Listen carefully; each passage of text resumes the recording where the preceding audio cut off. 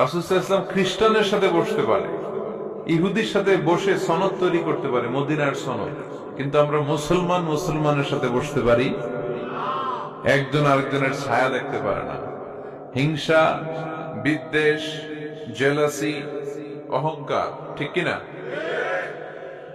লা ইয়াদখুলুল জান্নাতা মান কানা ফি কলবিহি হাববাতু খারদাল মিনাল কিবর। যার অন্তরে যাররা পরিমাণ অহংকার থাকে সে কোশ্চিনকালেও আল্লাহর জান্নাতে প্রবেশ করতে পারবে না। আমরা যেন এই অহংকার থেকে মুক্ত হতে পারি, আমরা যেন ব্রড মাইন্ডেড হতে পারি, আমরা যেন ভিন্ন মতের লোকদেরকে রেসপেক্ট করতে পারি, ভিন্ন মতকেও যেন আমরা সহ্য করতে পারি। আমাদের দেশে এত কাদা ছোড়াছুড়ি, এত মারামারি কেন জানেন? আমরা ভিন্ন মতকে দমন করতে চাই, ভিন্ন মতকে আমরা স্পেস দিতে চাই না, ফলেই এত ঠেলাঠেলি। এজন্য মতামত বিভিন্ন থাকবে। This is the beauty of Islam, unity in diversity, unity in diversity. ঐক্য হবে, বৈচিত্র্যের মাঝে আমাদেরকে ঐক্য খুঁজতে হবে। এক একজন এক এক চেহারা। এই তুমি কালা হইলা কেন, তুমি খাটো হইলা কেন, তুমি লম্বু কেন, এরকম বললে চলবে? এই মেয়ে তুমি বিএনপি করো কেন, তুমি জামাত ইসলাম করো কেন, সব আওয়ামী লীগ হয়ে যাও, বলা যাবে? তুমি এই পীর সাহেবের মুরিদ কেন, আমি যে পীর সাহেবের মুরিদ হইছি ওইখানে আসো না কেন, বলা যাবে না। Unity in diversity. রাসূল সাল্লাল্লাহু আলাইহি ওয়াসাল্লাম ইহুদিদেরকে স্পেস দিয়েছেন, খ্রিস্টানদেরকে স্পেস দিয়েছেন। মনে রাখতে হবে, ঐক্য প্রক্রিয়ার নাম হচ্ছে, এটা এমন একটা প্রক্রিয়া যেখানে সবাই একই চিন্তা চেতনা পোষণ করবে এমনটা নয়, বরং এক একজনের এক এক চিন্তা, কিন্তু মৌলিক বিষয়ে সবাই এক।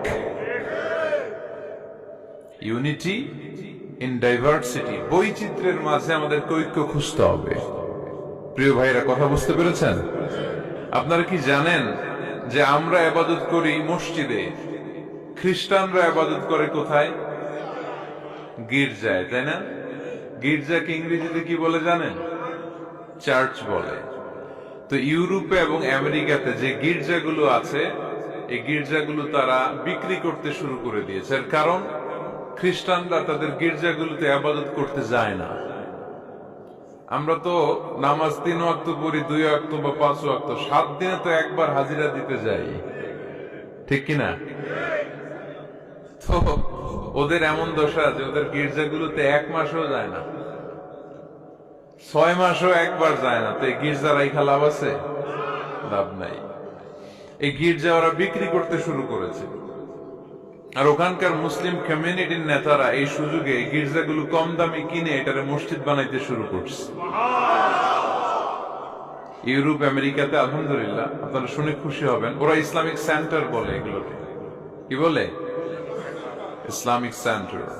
আমাদের এরকম ইসলামিক সেন্টার করা দরকার, যেখানে দার্স হবে, দার্স, রেগুলার দার্স হবে। এই যে তাফসীর মাহফিল গুলো বছরে একবার, গত বছর আসছিলাম এখানে, আবার 1 বছর পরে দেখা, কি শিখলেন কি শিখলেন না, কি বুঝলেন না, আর জানা শোনার সুযোগ হয়েছে নাই। কিন্তু সেন্টার যদি হয়, ওখানে শিশু কিশোরদের আলাদা কোরআন শিক্ষার আসর, আমার বোনদের আলাদা শিক্ষার আসর, বয়স্কদের আলাদা কোরআন শিক্ষার আসর, তারপরে সেখানে হেজামা সেন্টার থাকবে, রুকিয়া সেন্টার থাকবে, তালিম, তাদরিস, তারবিয়াত, সব ব্যবস্থাপনা থাকবে।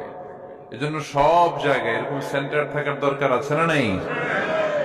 যতদিন আমরা এই ইউনাইটেড থাকব, ততদিন আমাদের দিকে চোখ তুলে তাকাবার খবরদারি কারো থাকবে না।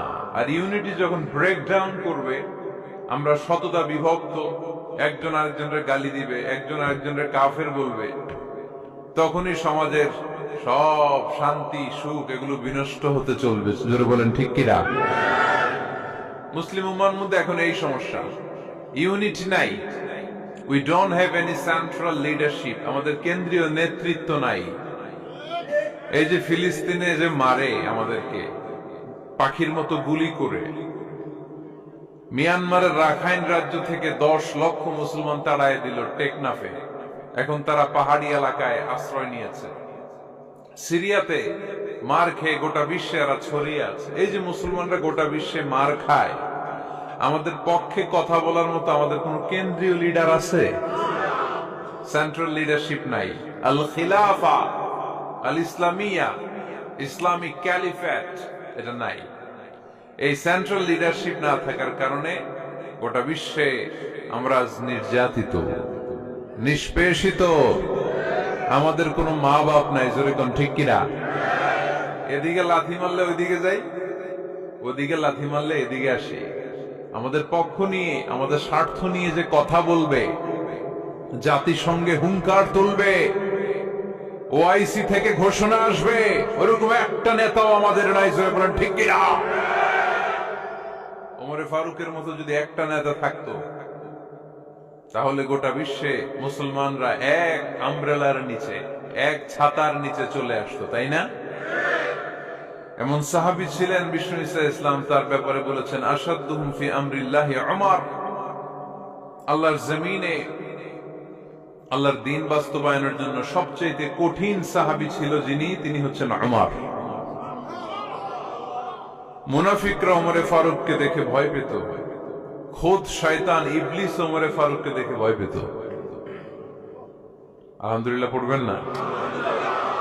বিষ্ণু ইসলাম বলতেন, ওমর তুমি যদি এই রাস্তা দিয়ে হাঁটো আর শয়তান তোমারে দেখে, তাহলে শয়তান এই রাস্তা রেখে দিয়ে অন্য রাস্তা দিয়ে হাঁটে। লা নবিয়্যা বা'দি ওয়ালা রাসূলা। আল্লাহ রাসূল বললেন, আমার পরে কোনো নবীও নাই, রাসূলও নাই, তবে আমার পরে কেউ যদি নবী হতো, ওমর নবী হয়ে যেত। এরকম একজন ওমরের আমাদের দরকার। এরকম একজন ওমরের অপেক্ষায় আমরা। একজন হলেই চলবে। কয়জন লাগবে? যুগ জামানা পাল্টে দিতে চাই না অনেক জন, এক মানুষই আনতে পারে জাতির জাগরণ। এক মানুষই বিপদকালে বাঁচায় কাফেলায়, ক্ষুদ্র ডিঙ্গি বাঁচায় জাহাজ অসীম দরিয়ায়। কয়জন ওমর দরকার? আমরা সেই ওমরের জন্য অপেক্ষা করছি, যার নেতৃত্বে, যেই আল ইমাম আল মাহদি, যার নেতৃত্বে গোটা বিশ্বে শান্তি, সভ্যতা, ভদ্রতা আবার প্রতিষ্ঠিত হবে। এক ছাতার নিচে মুসলমানেরা থাকবে। কেউ কারো ব্যাপারে হৃদয়ে কোনো বিদ্বেষ রাখবে, ঘৃণা রাখবে, কেউ কাউকে গালি দিবে না। এই সুসম্পর্ক, এই ঐক্যের জন্যই ইসলাম একসাথে উদখুলু ফিস সিলমি কাফা, পরিপূর্ণভাবে সবাই মিলে ইসলামের রশিকে আঁকড়ে ধরো, তাহলেই বরকত দিবে কে? ওমর ফারুক বলতেন, নাহনু কওমুন আ'আজ্জানাল্লাহু বিল ইসলাম। আমরা তো এমন জাতি যে জাতিকে আল্লাহ তাআলা ইসলাম দিয়ে সম্মানিত করেছে। আমাদের সম্মান ইসলামে। এখন ইসলাম রেখে দিয়ে অন্য জায়গায় সম্মান খুঁজি, এজন্যই লাথি খাই, এজন্যই অপমানিত, এজন্যই নেতৃত্ব শূন্য। জোরে বলেন ঠিক কিনা? গোড়ার দিকে যদি না যাই, মূলের দিকে যদি ফিরে না আসে, আমাদেরকে গালি দেয় মৌলবাদ। মৌলবাদ মানে হচ্ছে যে মূলের দিকে ফিরে আসে, return back to the root. শিখর থেকে, শেকড় থেকে শিখরে। শিখরে যেতে হলে আগে শেকড়ে যেতে হবে। জোরে বলেন ঠিক কিনা? এজন্য ঐক্যের কোনো বিকল্প নাই। আমি আমার আলোচনা শুরুতেই এই মেসেজটা আপনাদের কাছে ড্রপ করতে চাই যে আসুন আমরা কাদা ছোড়াছুড়ি ছেড়ে দেই, হিংসা বিদ্বেষ ভুলে যাই, হৃদয়টারে সবার জন্য উজাড় করে দেই। মুমিনদের হৃদয়ে থাকবে সবার জন্য ভালোবাসা। কি থাকবে? আল্লাহ রাসূল সাল্লাল্লাহু আলাইহি ওয়াসাল্লাম মক্কা থেকে যখন মদিনাতে গেলেন, তিনি দেখলেন দলে দলে লোকজন কালিমা পড়ে মুসলমান হচ্ছে।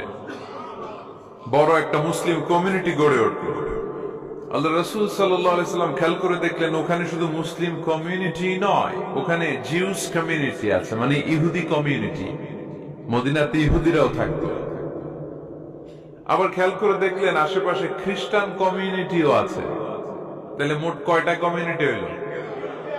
রাসূল সাল্লাল্লাহু আলাইহি ওয়াসাল্লাম এই তিন দলকে নিয়ে একটা চার্টার করলেন। চার্টার, ইতিহাসে এটা মদিনা চার্টার নামে পরিচিত।